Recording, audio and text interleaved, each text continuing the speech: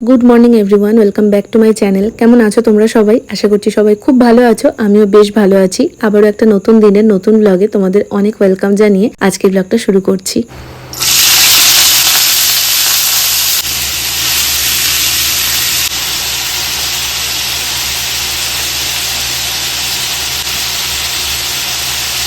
আজকে হলো অক্টোবরের 8 তারিখ, আর আজকে না ব্লগটা শুরু করতে আমার একটু লেট হয়ে গেছে। এখন ওই 9:45 মতো বাজছে। সমস্ত কিছু কাটাকাটি করে নিয়েছি। আলু আর কাঁচকলা দিয়ে একটা ভাজা করব। কাঁচকলা আমার খেতে একদমই ভালো লাগতো না, তবে এইভাবে ভাজা করে খেলেও ভালো লাগে, আবার কোফতাটাও খেতে ভালো লাগে। এখন যখন নিজে রান্না করি এখন বেশ ভালোই লাগে, তবে বিয়ের আগে এগুলো আমি কখনোই খেতাম না। ওদিকে দেখো 10টা 10 বাজছে, রান্না কমপ্লিট করে আসলাম এই ঘরে, আর রিন্টু এখন ঘুম থেকে উঠলো। তো বিছানাটা ঝটপট করে গোছাবো। তবে জানো তো, আমাদের এই গদিটা শুতে শুতে না মাঝখানটা কেমন দেবে যাচ্ছে, তো সেই জন্য ওটাকে আজকে উল্টে পাতবো, তাতে যদি এই প্রবলেমটা মেটে। ভেবেছিলাম কালকে ওর ছুটি আছে, কালকের দিনটাই করব। ও বারবার করে বলছিল যে আজকে আর কিছু করতে হবে না, কালকে ও হেল্প করবে। তবে ওই ছুটির দিন ও ঘুম থেকে উঠতে আরো লেট করবে, তারপর বাজার যাবে, মাছ আনবে, তো সেই আরো খিচিবিচি থাকবে। সেই জন্য আমার আর মনে হচ্ছিল না যেটা কালকের ভরসায় রাখাটা ঠিক হবে। আমি ভাবলাম আজকে আমি করে নিই। তবে এই গদি উল্টাতে গিয়ে আমার যা সমস্যা হয়েছে। ওদিকে দেখো, যেহেতু র্যাকটা আছে, তো প্রথমে উল্টাতে গিয়ে ওটায় আটকাচ্ছিল, আর আমি যদি আরেকটু কেয়ারলেস ভাবে করতাম তাহলে ওই তাকটা ভেঙেই যেত। এমনি ওটার না পেরেকটা লুজ হয়ে গেছে, তো ওটা ঠিক করতে হবে। তারপরে তো এটাকে আমি এই যে উল্টে নিয়েছি, উল্টানোর পর আমি এটাকে আর পাততেই পারছি না, কিছুতেই এটাকে আমি কি করে পাতবো ঠিক করতে পারছিলাম না। তারপরে আস্তে আস্তে কোনো মতে এটাকে আমি পেতেছি, একটুখানি ফোল্ড মতন করে নিয়েছি, তারপরে এটাকে আমি সেট করে পাততে পেরেছি। প্রচন্ড টাইম লেগেছে। তোমাদের আমি এটা একদম 3x এ দেখালাম ঠিকই, প্লাস অনেকটা তো কাট করে দিয়েছি, কিন্তু আমার এটা করতে অনেকটা টাইম লেগে গেছে। তারপর উপর দিয়ে একটা বালাপোষ পেতে দিলাম। মার বলছিল, মার কাছে আরো একটা বালাপোষ আছে একটু মোটা, তো ওটাও দেখি পেতে দেবো এটার উপর দিয়ে, তাহলে যদি গদিটার উপর একটু প্রেশারটা কম পড়ে তাহলে হয়তো ঠিক থাকবে। আমাদের একটা তোষক বানাতে হবে, তবে গিয়ে এই সমস্যার সমাধান হবে। তো যাই হোক, এদিকে আমি চাদরটাও বের করে নিলাম, আর চাদর কাচার পর আমি একদম আয়রন করে রেখে দিই। পাতার সময় এত সুন্দর লাগে, মনে হয় পুরো নতুন চাদর। নাহলে ওই কাচার পর একটা নেতানো ব্যাপার থাকে না, ওটা আমার ভালো লাগে না। তো একদম কড়কড়ে চাদর থাকবে, টান টান, বেশ ভালো লাগে। আর আমার ঘরের যেহেতু বেশিরভাগ জিনিসই দেখো, জানলার পর্দাটা, তারপর খাটের পাশে ওইগুলো সব সবুজের মধ্যে, সবুজ চাদর পাতলে ঘরটা খুব সুন্দর লাগে দেখতে। আর কোনো একটা কাজ আমি একবারে করে উঠতেই পারি না। বিছানার চাদর বের করবো বলে বসেছিলাম, ওর মধ্যে রিন্টু এসে ডাকাডাকি করছে। তো ওর একটা কাজের জন্য আবার গেলাম। কি কাজ বলতো? ওর চুলটা সাইড দিয়ে ছোট করতে হবে, তো সেই নাপিতের কাজ করে আসলাম। তারপরে বিছানাটা গুছিয়ে নিয়ে একেবারে স্নান করে নিয়েছি।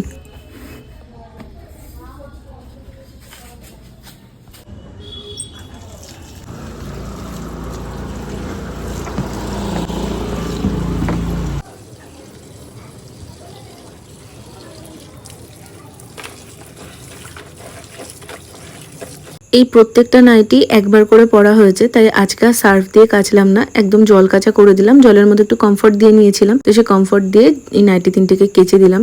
আজকে সারাটা দিন একটু মেঘমেঘি করছে, তবে যা রোদ আছে তাতে শুকিয়ে যাবে। বিছানার চাদরটাও ভেবেছিলাম একেবারে কেচে দেবো, কিন্তু অনেকটাই বেলা হয়ে গেছে, আর স্নানটাও যেহেতু করে ফেলেছি, এখন আর আমার খাটনি করতে ইচ্ছে করলো না।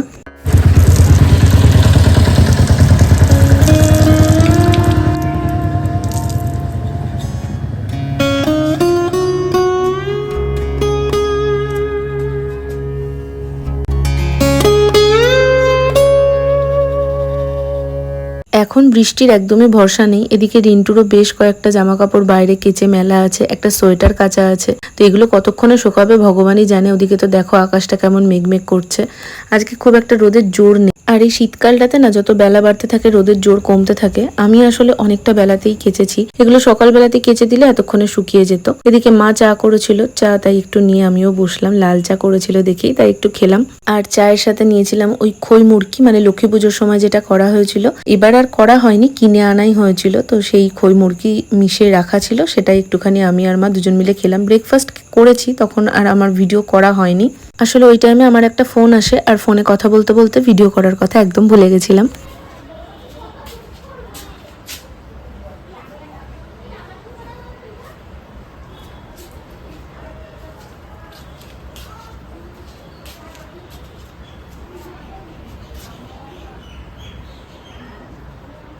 বৃষ্টি হওয়ার মতন কিন্তু আকাশে মেঘ নাই, কি করব? তুলবো মা? বলছি বৃষ্টি হওয়ার মতন কিন্তু মেঘ নাই, জমাটি মেঘ ওরকম কিন্তু না, তুলবো?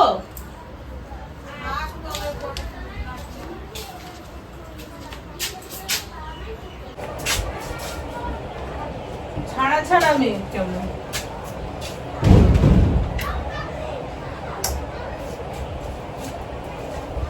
জামা কাপড়গুলো তুলবো করেও আর তুললাম না, যতটুকু হাওয়া দিচ্ছে ততটুকুতে যতটা শোকায়। আর এদিকে এখন বাজছে 2:05-10 মতন, তাই এখন একটু পেঁয়াজি করছি। একটু বেশি করে ব্যাটারটা বানিয়ে রাখবো, দুপুরবেলায় আমাদের জন্য কয়েকটা ভাজবো আর বাদ বাকিটা রেখে দেবো। সন্ধ্যাবেলা মুড়ি দিয়ে খাওয়া যাবে, রাত্রিবেলাতে ও ভাত খায়, তো ও এই সমস্ত পেঁয়াজি খেতে বেশ পছন্দ করে, তো ওর জন্য দুটো তখন রাত্রে বানিয়ে দেবো, সেই হিসাবে রেখে দেবো ব্যাটারটা। হুম।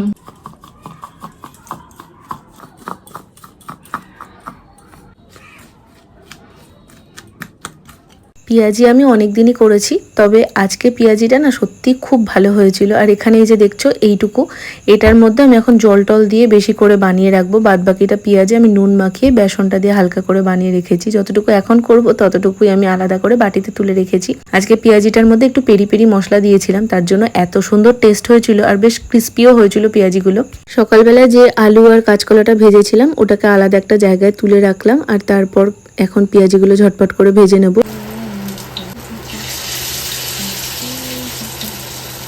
পেঁয়াজিগুলো ভাজার পর আমি একটা ডিমও ভেজে নিয়েছিলাম, আর আমি না একটু চ্যাপটা করে ভেজেছিলাম যাতে ভেতরের দিকটাও ভালোভাবে ফ্রাই হয়ে যায়। তো রান্না বান্না সমস্তটাই হয়ে গেছে, এখন ঝটপট লাঞ্চ করব। বৃষ্টি আসবে, ভালোই আসবে।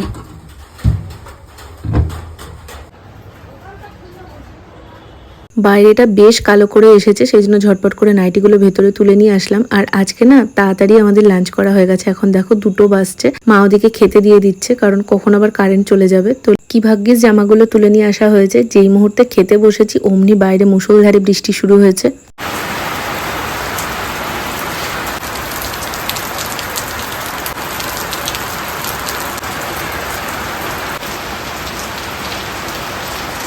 লক্ষ্মী পুজোর দিন রিন্টুকে বারবার করে আখ আনতে বারণ করা হয়েছিল, কারণ প্রতিবার আখ নিয়ে আসা হয় আর কেউ খায় না, আলটিমেটলি ওটা ফেলা যায়। তো তাও শোনেনি, যেহেতু নতুন ফল সেই জন্য কিনে নিয়ে এসেছিল। আর এই আখ খাওয়ার জন্য মা ওকে বারবার করে বকাবকি করছে যে আখগুলো ফেলবি না, খেয়ে নিবি, আর ও আমাকে বারবার করে বলছে। তো তাই লাঞ্চ করে একটা আখ নিয়ে বসেছিলাম, আর ওটাকে দাঁত দিয়ে ছাড়াতে পেরেছি। আমি তো ভাবতেই পারিনি দাঁত দিয়ে ছাড়িয়ে আমি খেতে পারবো। তো আলটিমেটলি একটা আখ আজকে খাওয়া হয়েছে।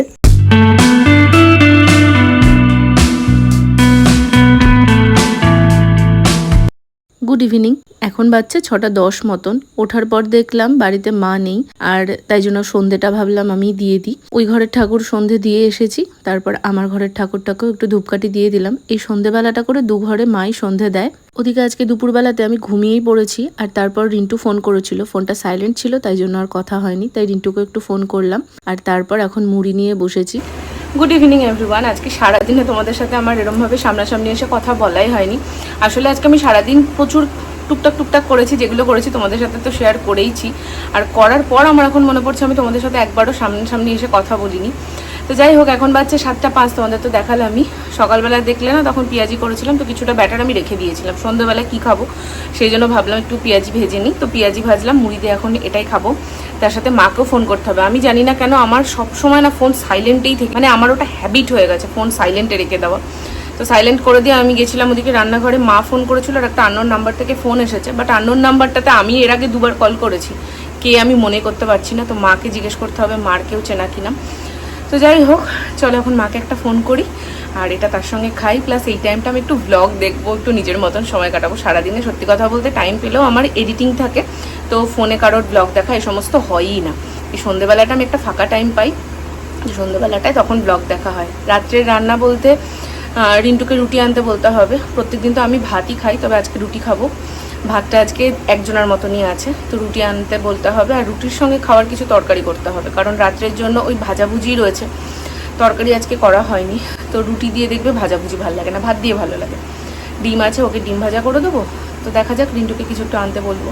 ছোট থেকেই আমার মাথায় চুলের গোছ খুব একটা ছিল না, তবে যেটুকু ছিল বিয়ের পর সেটা উঠে পুরো অর্ধেক হয়ে গেছে। তবে সেই টাইমটায় জেলে বেলে হেয়ার ফল হতো, এখন কিন্তু ওটা অনেকটাই ঠিক হয়ে গেছে। তবে এইবার বহরমপুর থেকে আসার পর থেকে জানি না কেন প্রচন্ড পরিমাণে হেয়ার ফল হচ্ছে, গোটা মেঝে পুরো চুলে ভরে যাচ্ছে। তো সেই জন্য এই হেয়ার টনিকটা আবার আমি ব্যবহার করা শুরু করলাম, দেখা যাক কেমন রেজাল্ট দেয়। রাত্রে আজকে সবারই রুটি খাওয়ার কথা ছিল, তবে রিন্টু বেরিয়ে ফোন করলো যখন, ও বললো ও রাত্রে ভাতই খাবে। ভাত তো আছেই, সেই জন্য ভাবলাম কটা পেঁয়াজি করে দিই। তাই জন্য আবার আমি পেঁয়াজ কেটে এখানে পেঁয়াজি করছি।